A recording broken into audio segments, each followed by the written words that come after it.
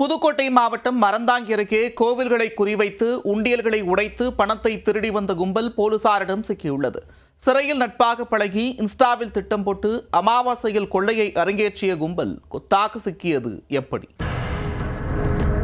புதுக்கோட்டை மாவட்டம் ஆலங்குடி மற்றும் கீரமங்கலம் காவல் நிலைய எல்லைக்குட்பட்ட பகுதிகளில் கடந்த சில நாட்களாக கோவில்களில் தொடர்ந்து உண்டியலை உடைத்து திருடப்படும் சம்பவங்கள் அரங்கேறி வந்தன.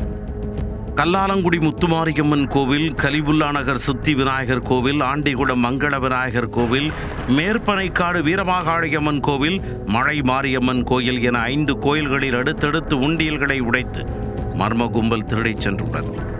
குறிப்பாக மேற்பனைக்காடு பகுதியில் அமாவாசை இரவில் மர்ம கும்பல் தங்களது கைவரிசையை காட்டியது தெரிய வந்துள்ளது.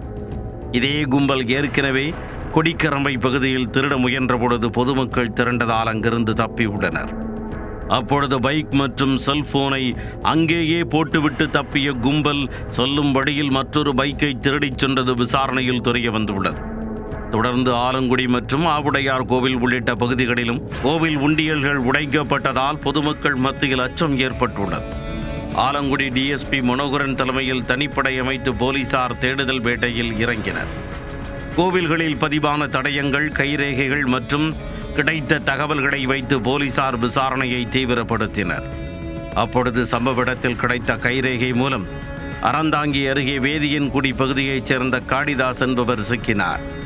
அவரை பிடித்து விசாரித்த போலீசாருக்கு தொடர் கோயில் திருட்டு தொடர்பாக பல்வேறு அதிர்ச்சி தகவல்கள் கிடைத்தன. அவர் கொடுத்த தகவலின் பேரில் விஜய் மற்றும் நாகராஜ் ஆகியோர் சிக்கினர். இவர்கள் மூவருக்கும் சிறையில் இருந்த பொழுது பழக்கம் ஏற்பட்டிருக்கிறது. பின்னர் வெளியே வந்த பிறகு இன்ஸ்டாகிராம் மூலம் தொடர்பில் இருந்து திருட்டிற்கு திட்டமிட்டுள்ளனர்.